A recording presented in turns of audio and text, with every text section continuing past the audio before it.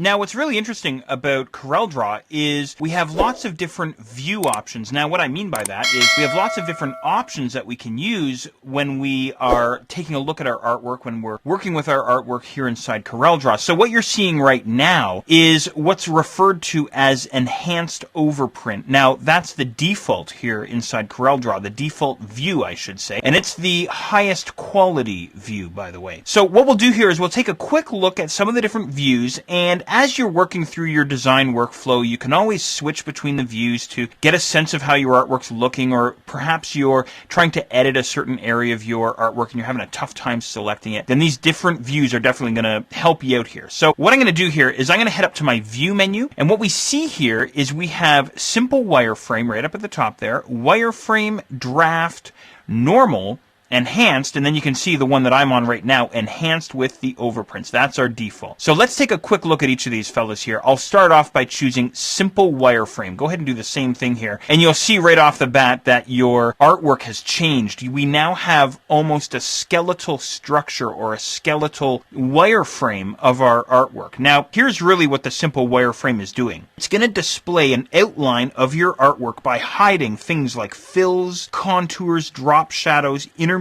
blending shapes. We'll talk about blending a little bit later on. And raster graphics are going to be displayed in monochrome. And the idea here is to give you a sort of a quick preview of basic elements or the basic structure of your artwork. Okay, great. So that's your simple wireframe. Let's take a look at the next one. I'm going to head back up to the view menu, and then I'll choose wireframe.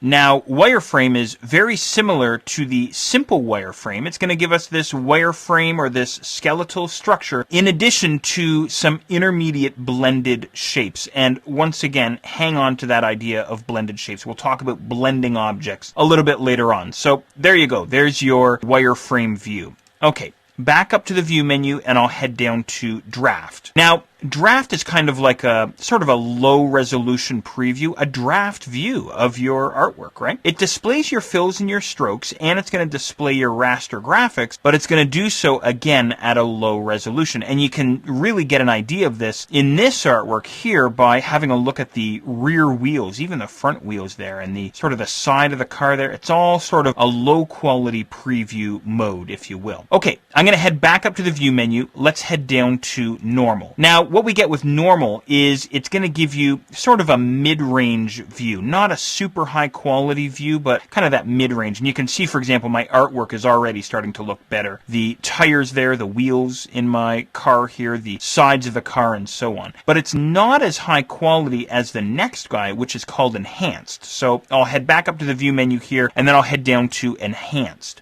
Now, enhanced is going to give you a high quality view of your artwork. So we have high resolution raster graphics. Our vector graphics look nice and crisp and smooth. And that's pretty much the same as the default view, which is enhanced with overprints. But of course, enhanced with overprints has this overprints element. Now, what's overprints? Well, that's actually a commercial printing term, and I don't want to get all tangled up in that just yet. But suffice it to say, make sure that most of the time you're set on the default there, the enhanced with overprints. And personally myself, usually what I do is I stick with the default, the enhanced with overprints, or the simple wireframe. I don't really get tangled up in the rest of these guys here. There's a lot of different options there. But, you know, if you're running a slower computer, or maybe you're running CorelDRAW on a laptop or something like this, you might want to perhaps go with draft or maybe with normal if you're finding that you're not really getting the performance out of CorelDRAW that you were expecting. But in any regard, there's a look at the different views that we have available inside CorelDRAW.